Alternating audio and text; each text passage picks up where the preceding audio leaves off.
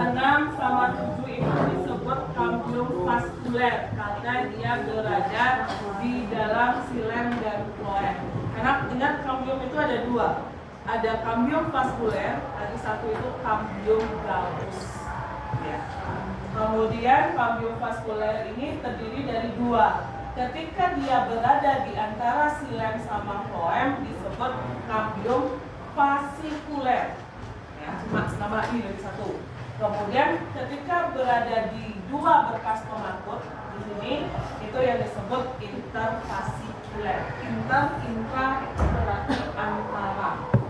Ya, di antara dua berkas pemangkut. Itu 6, 7, kemudian nomor 8 itu adalah berkas pemangkut.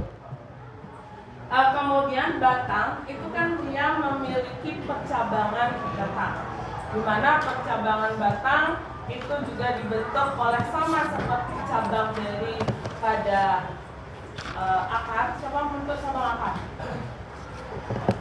Coba bentuk cabang akar. Baru 2 hari yang lalu ini. Yang bentuk cabang akar?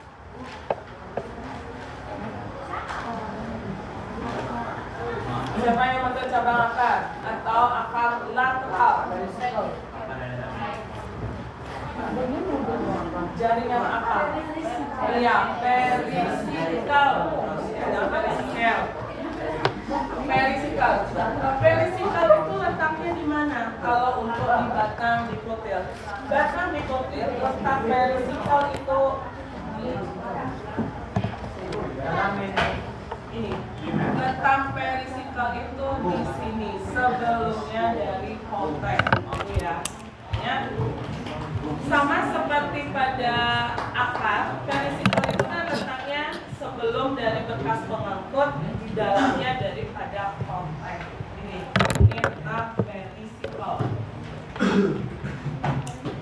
Sehingga perisikal ini dia mampu membentuk percabangan pada batang. Sedangkan pada monokotil tidak punya dia perisikal. Sehingga batang pada monokotil tidak akan bercabang. Gitu ya.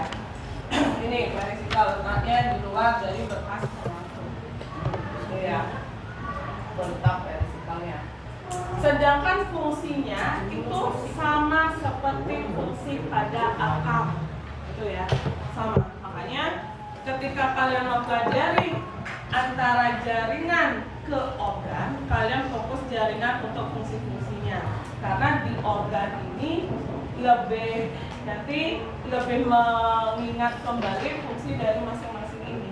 Karena kalau di jaringan fungsi epidermis sudah disebutkan. Kemudian fungsi korteks sama ampulur juga sudah, ya, yaitu pada parenkim penimbun. Ya, parenkim penimbun itu kan contohnya ada dua, ada korteks, ada ampulur. Namanya parenkim penimbun berarti fungsinya adalah menyimpan cadangan makanan. Menimbun itu kan menyimpan artinya, seperti itu. Ya. Jadi ketika kalian mempelajari atau ulangan untuk fungsi, kalian jaringan itu fokuskan fungsinya. Ya, karena semua di sana sudah jelaskan fungsi. Xilem, floem kan sudah di jaringan semua. Di organ kalian mengingat kembali fungsi organnya. Kemudian perbedaannya sama gambarnya ini. Artinya di sini kalian nggak fokus lagi untuk mengingat fungsi karena fungsi sudah di jaringan. Jadi nggak double kalian mempelajari. Seperti itu nanti caranya. Biar nggak terlihat banyak. Karena kalian double. Di sana udah belajar fungsi, sini fungsi lagi. Makanya terlihat banyak sekali materinya. Itu ya. Epidermis di awal sudah fungsinya dia sebagai pelindung jaringan yang ada di dalamnya. Kemudian korteks, ampulur jadi satu fungsinya menyimpan cadangan. Nah, seperti itu.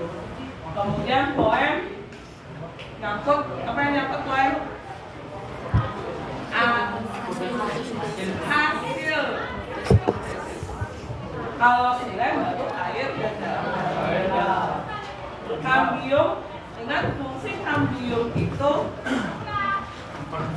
Memperbesar diameter, karena ini dibatang berarti dia memperbesar diameter akar. Itu harus ingat, kalau di akar ya memperbesar diameternya akar. Ya. Kemudian dia juga membentuk xilem dan floem. Kemudian kalau di batang ada tambahan, ya, ada tambahan fungsi kambium pada batang, yaitu membentuk lingkaran tahun.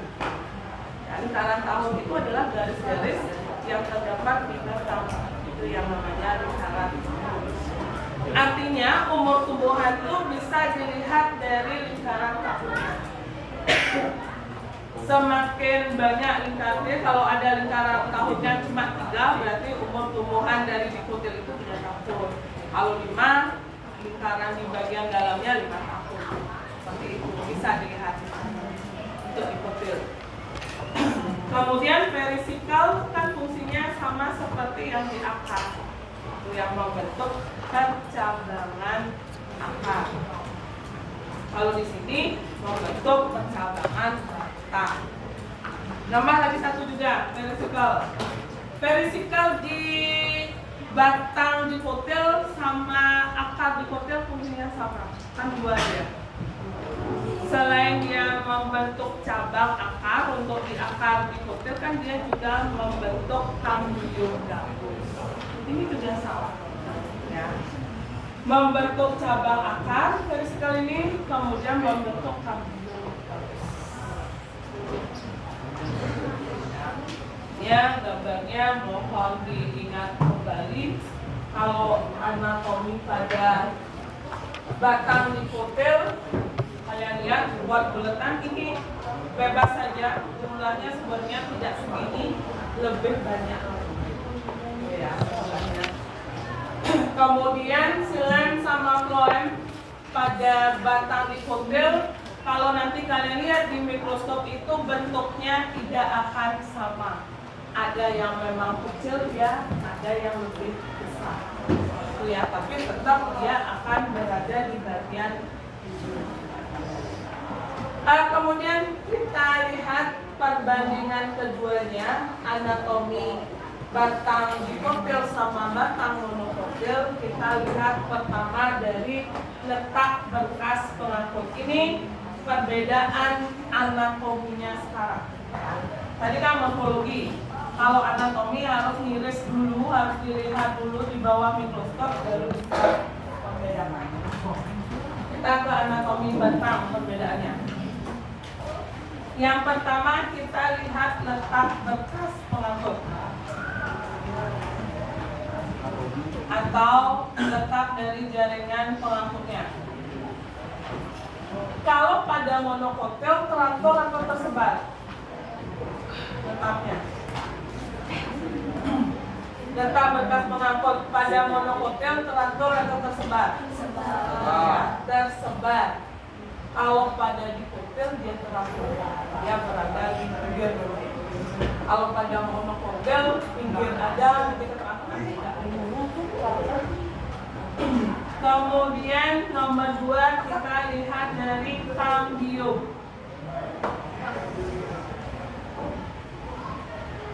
Sudah terlihat jelas yang punya kambium yang mana? Ini juga tampak jelas. Yang punya dikutil.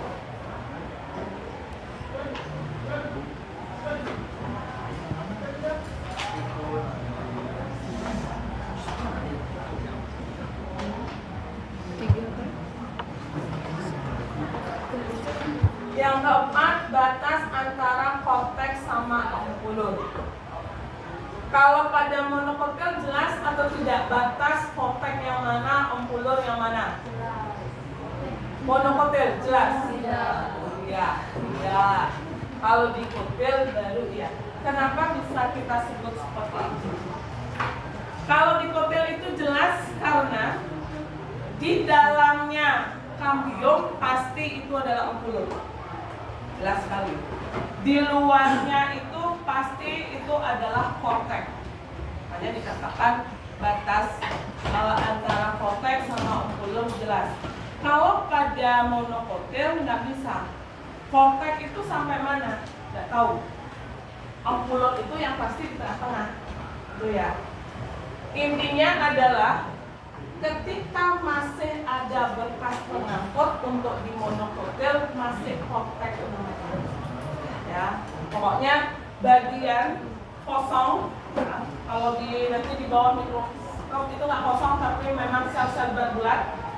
Pokoknya intinya kalau masih ada berkas pengangkut itu masih korteks namanya.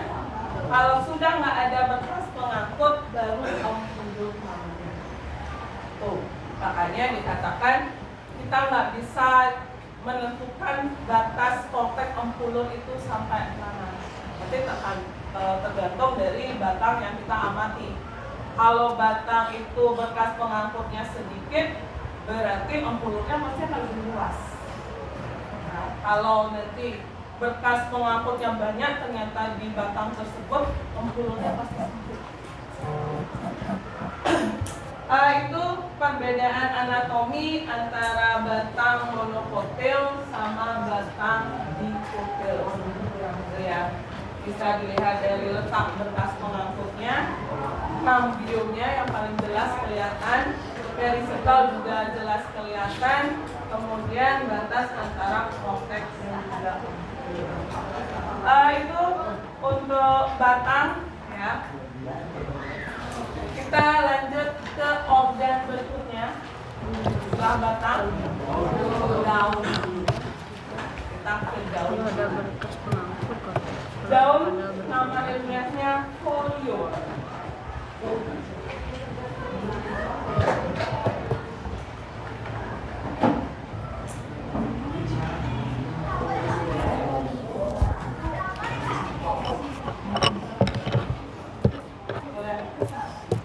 Oh iya lupa.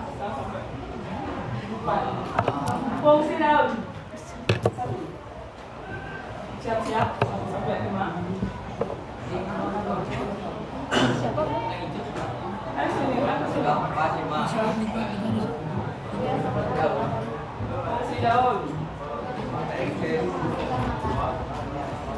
Daun itu berfungsi sebagai tempat fotosintesis sehingga menghasilkan zat makanan. Lanjut. Ya.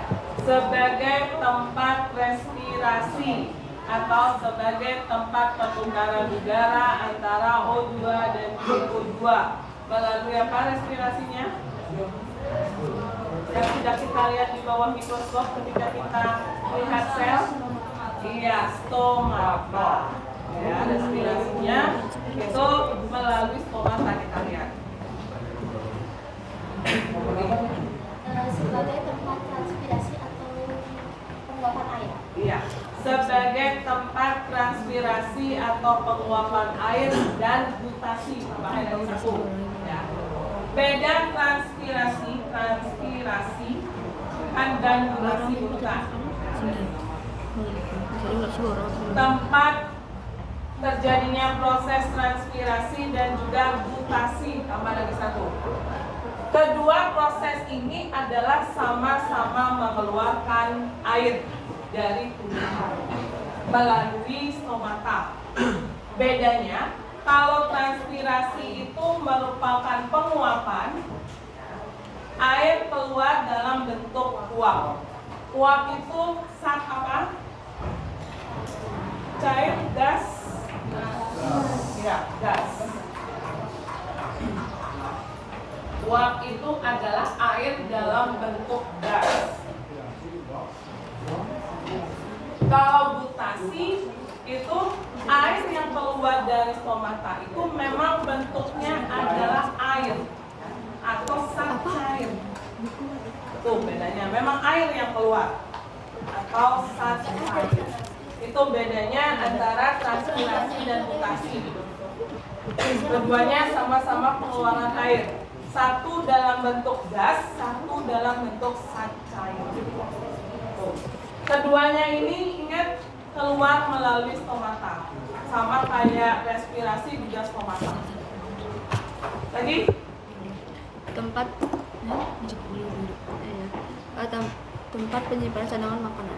Ya, tempat penyimpanan cadangan makanan. Bisa. Daun tempat penyimpanan cadangan makanan. Kenapa dikatakan seperti itu? Daun kan sebagai tempat fotosintesis. Otomatis di sana dulu disimpan makanannya, baru nanti akan diedarkan. Jadi satu aja.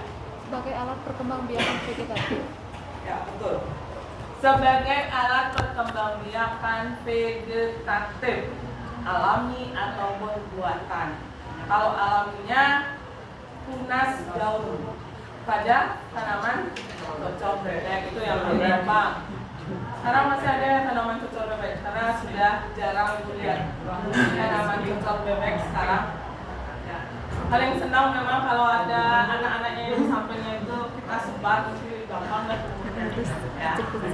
Ya, biasanya dipencet-pencet juga karena airnya yang banyak di sana. Kemudian itu kalau alami tunas daun. Kalau yang vegetatif buatannya stek. Ya, daun cocok bebek itu dipotong, itu nanti taruh di media tanam, nanti pasti tumbuh tunas-tunas di samping. Ya. Itu untuk fungsi dari daun, tempat terjadinya proses fotosintesis, menyimpan cadangan makanan, kemudian transpirasi, mutasi, respirasi, kemudian yang terakhir alat reproduksi vegetatif. Harus diingat. Ya, pokoknya kalau organ-organ akar, batang, daun itu lebih ke vegetatif. Nanti bunga baru stek, jangan stek ya. Itu untuk daun, kemudian untuk morfologinya, membedakan dikotil monokotil dari apanya. Daun, bedakan bahwa ini daun dikotil, ini daun monokotil dari apanya. Itu udah apa namanya, menjari, menyirip, itu apa namanya, berdasarkan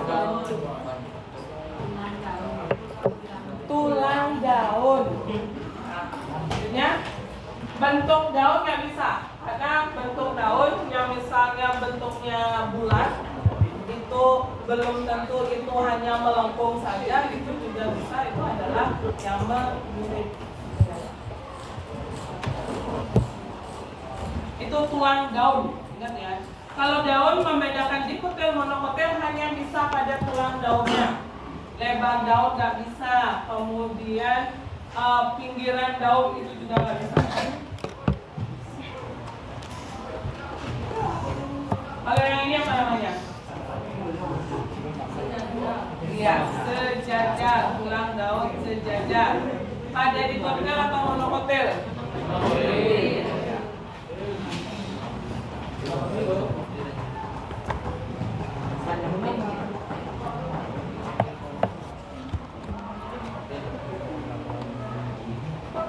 Yang ini menyirip pada tumbuhan dikotil. Ya, daun mangga, cempaka.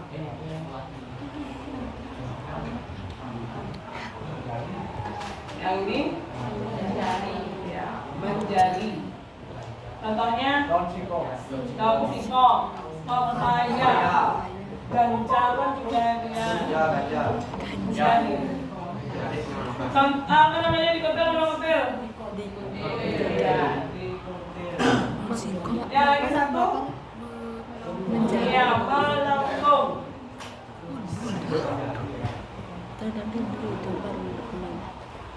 Terkadang melengkung sama menyirip itu dia hampir mirip.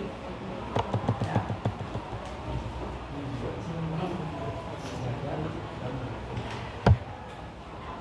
Dia terkadang hampir mirip. Kenapa seperti itu? Karena menyirip itu terkadang samping-sampingnya juga melengkung dia. Ya, yang membedakan adalah kalau menyirip ada tulang daun utama dan tulang daun lainnya itu berasal dari percabangan tulang daun utama. Kalau melengkung, tulang daun utama itu ada, kemudian tulang daun yang lainnya juga berasal dari bawah. Ini contohnya adalah daun sirih. Daun sirih kalau kalian lihat sekilas itu nampak kayak menyirip, tapi kalau lihat benar-benar lihat tulang ya, tulang daun lainnya itu berasal dia dari. Ingat, morfologi daun hanya bisa dibedakan dari tulang daunnya saja.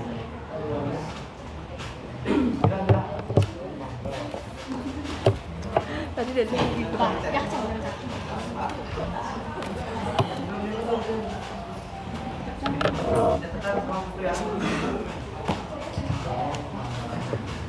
Apa? catatan. Catatan. Beruncak kan.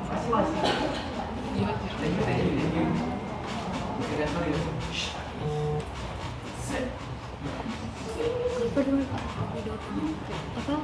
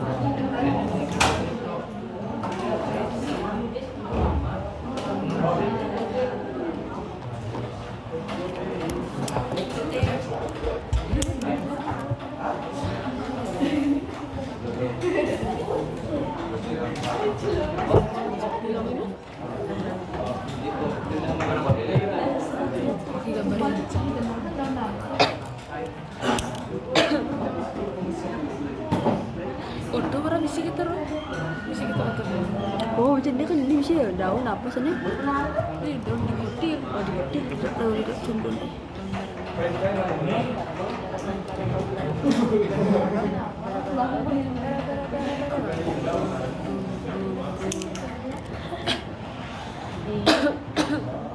Anita, itu juga tinggalkan itu kan 9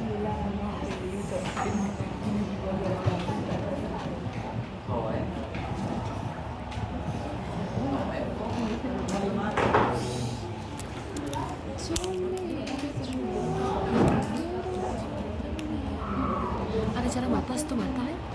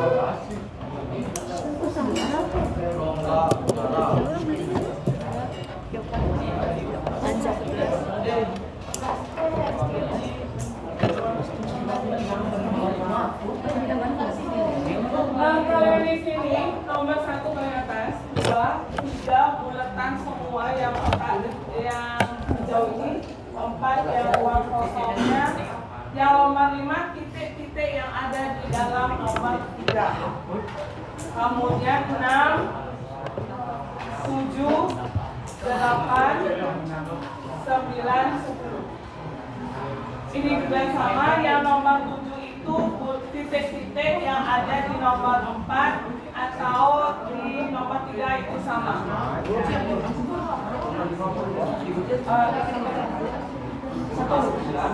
Ini baru monokotil. 1, 2, 3, 4, 5, 6, 7, 8, 9, 10. Monokotil, dikotil 1, 2, 3, 4, 5, 6, 7, 8, 9, 10, 11. Kemudian fungsi monokotil. Ya, satu aja monokotil aja fungsinya. 1, 2, 3, 4, 5, 6. Lagi ke depan. 6, 7, 8, 9. Itu fungsi.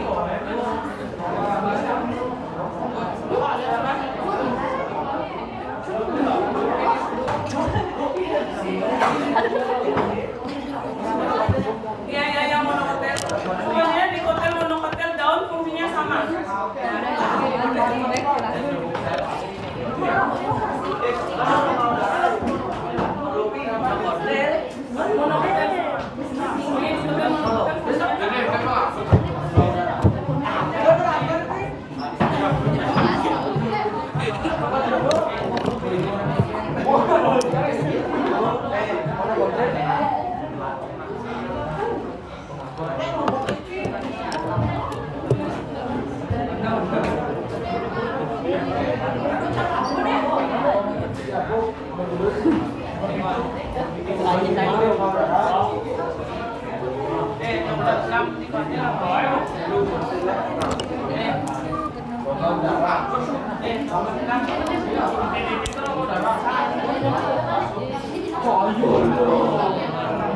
Dia di kosan nomor 10 mau dah.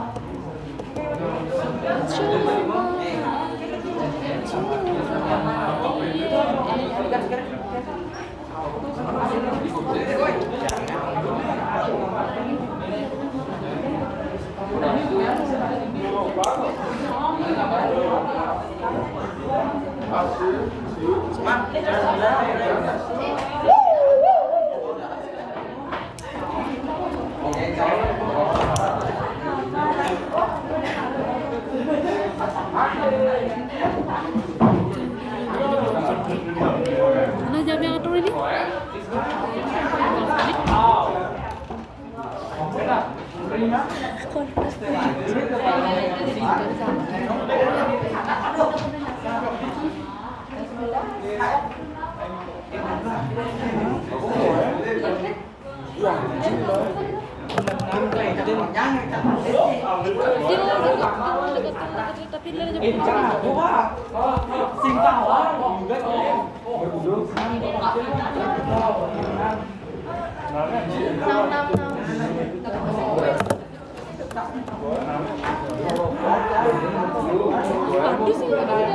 Udah saksi kita lewat.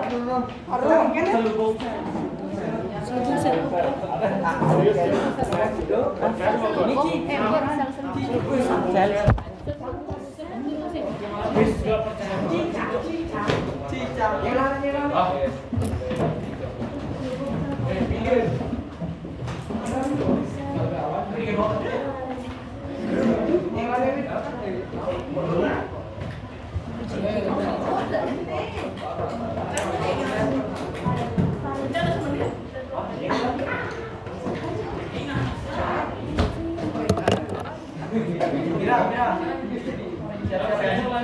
Apa? Siap-siap ya. Iya. Siap-siap ya.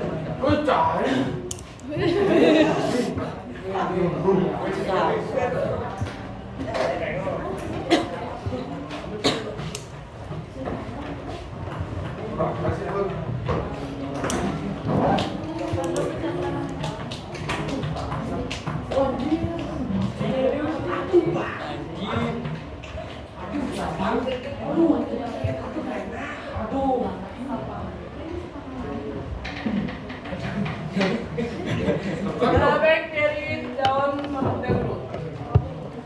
1. Kutikula. 2. Epidermis atas. 3. Mesofil daun. 4. Rongga udara.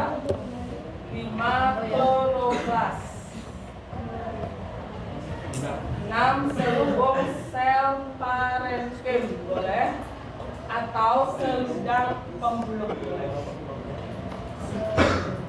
Selendang pembuluh. 7. Epidermis bawah.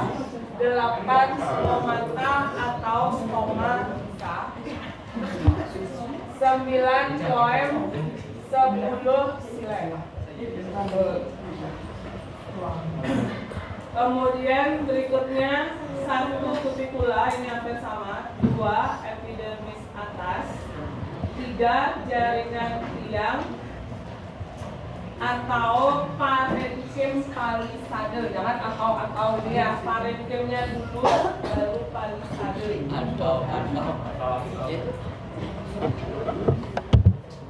Ini jaringan tiang atau parenkim palisade. Kemudian yang nomor 4, jaringan bunga karang atau parenkim spon. Kemudian 5. Rongga udara, selubung sel parenkim atau selendang pembuluh, kloroplas, epidermis bawah, silem, floem, stomata. Ya. Kalau pada dimotil, mesofil daun. Sedangkan pada dikotil, jaringan tiang sama jaringan bunga karang inilah yang disebut sebagai mesofil daun. Itu sama. Nah, kalau dikotil itu mesofil daunnya dia mengalami modifikasi bentuk. 1, bentuknya panjang, makanya disebut jaringan tiang. Yang 1 jaringan bunga karang karena dia sama seperti bunga karang, ya, Coryphera atau spon, gitu ya, kayak batu karang. Yang namanya disebut jaringan bunga karang. Sekarang ke fungsinya. 1. Terdapat kunciannya. Yang lainnya mau didengarkan dulu, coba diulangi. Fungsi apa nih? Iya. Kutikula itu dia berfungsi untuk mengurangi penguapan yang berlebihan. Karena ketika kemudian kelembaban juga terlalu tinggi, ini bisa menyebabkan kehilangan air terlalu banyak. Karena tumbuhan itu nggak boleh airnya kurang terlalu banyak, karena air itu sangat ditemukan dalam proses fotosintesis. Makanya ada pelindungnya, kutikula. Itu kalau di daun. Kalau di batang, misalnya pada kaktus, dia memiliki lapisan hibrid. Itu caranya dia untuk mengurangi penguapan. Di mana kutikula itu adalah bagian yang dihasilkan oleh epidermis. Lanjut, 2.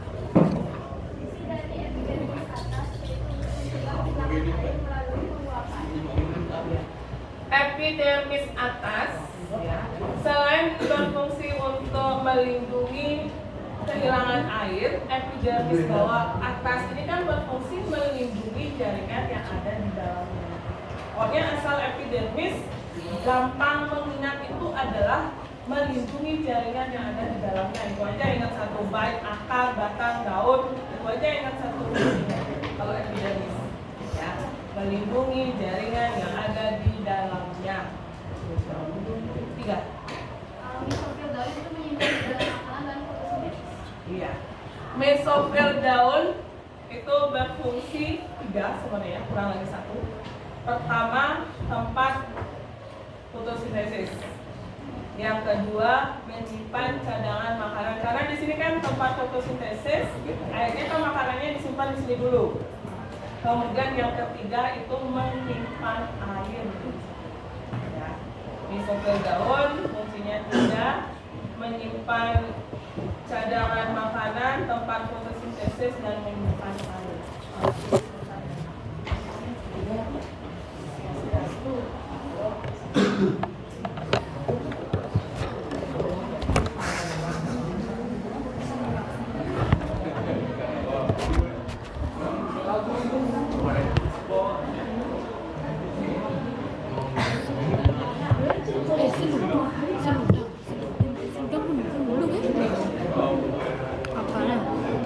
Merah hijau tuh nomor 6 monokotil apa tuh seludang pembuluh. Terima kasih.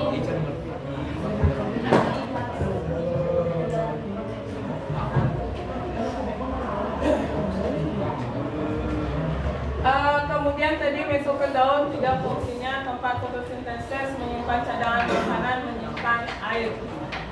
Begitu pula di mesofil daun pada dikotil. Ya.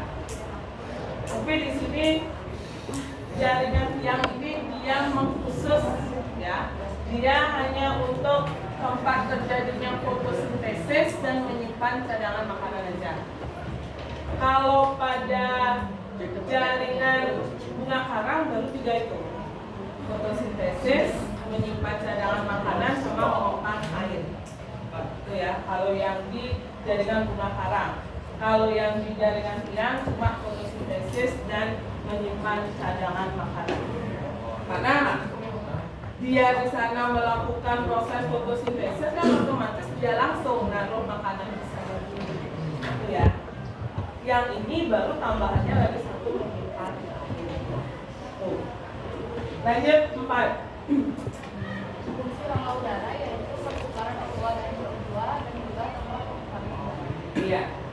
Rongga udara itu berfungsi sebagai tempat pertukaran udara antara O2 dan CO2. Yang dimasukkan ke dalam tumbuhan O2, CO2, ya, CO2. Yang dilepaskan O2. Kemudian di sini tempat menyimpan udara juga. Yang disimpan apakah hanya CO2 saja? Enggak, ingat ya, O2 juga. Karena tumbuhan juga melakukan respirasi internal untuk menghasilkan energi. Begitu dunia, ingat. Rongga udara, pertukaran udara O2, CO2, kemudian menyimpan udara O2 dan CO2 juga. 5. Fungsi utama dari kloroplast adalah sebagai tempat fotosintesis untuk menghasilkan energi atau fotosintesis. Kloroplas lebih spesifik lagi, sebenarnya sama kayak mesofil daun, tapi di sini kloroplas ini tempat terjadinya proses fotosintesis. Tempat terjadinya proses fotosintesis. Lanjut 6. Seludang pembuluh memiliki fungsi utama sebagai pelindung dan pengatur transportasi zat. Iya. Seludang pembuluh kan dia yang membungkus xilem sama floem, makanya dia berfungsi untuk melindungi xilem sama floem. Di samping itu juga dia membantu dalam proses transportasi, karena nanti kan di sini keluar masuknya zat itu juga melalui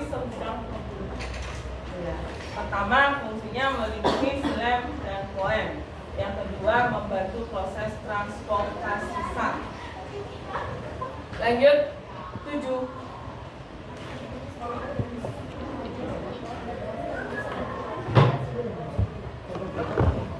Epidermis bawah, karena di sini ada stomata, makanya disebutkan itu juga ikut mengatur keluar masuknya udara O2 dan CO2. Selain itu juga epidermis bawah, epidermis atas itu fungsinya sama, ya, melindungi jaringan yang ada di dalamnya. Itu aja, ya, gampangnya mengingat asal epidermis pasti melindungi bagian dalam dari suatu organ. Stomata,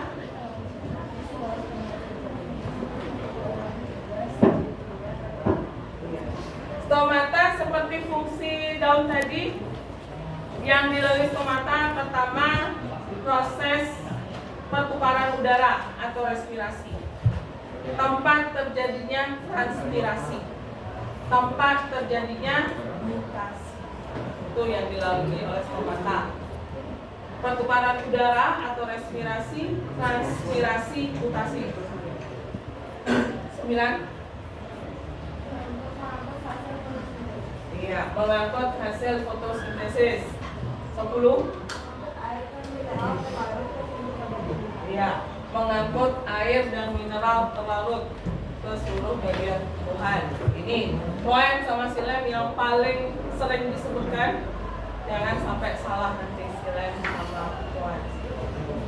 Baik, untuk hari ini kita sampai di daun saja. Untuk pertemuan berikutnya sejam ya.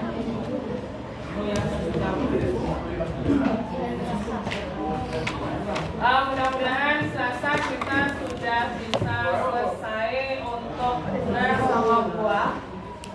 Kalaupun hanya bisa bunga saja, buah belakangan, bisa belakangan. Hari Rabu kita akan praktikum akar batang daun. Untuk batang pakai pacar air sama pada gajah.